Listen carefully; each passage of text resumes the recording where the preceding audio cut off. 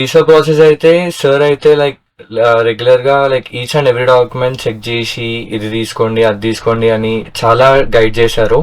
So దానివల్ల నాకు visa office లో కూడా చాలా హెల్ప్ అయింది. బ్లాక్డ్ అకౌంట్ గురించి కూడా లైక్ నేను ఫస్ట్ ప్రాసెస్ ఇనిషియేట్ చేసినప్పుడు లైక్ 11,408 euros ఉండేది. సో 2 months అవుతే అది చేంజ్ అయింది, లైక్ అమౌంట్ ఇంక్రీజ్ అయింది. సో దానివల్ల కూడా ఏ ప్రాబ్లం రాలేదు, ప్రాసెస్ అయితే చాలా స్మూత్ గా జరిగింది. సో టిల్ సెప్టెంబర్ 11,208 euros ఉండేది బ్లాక్డ్ అకౌంట్ అనేది రిక్వైర్మెంట్.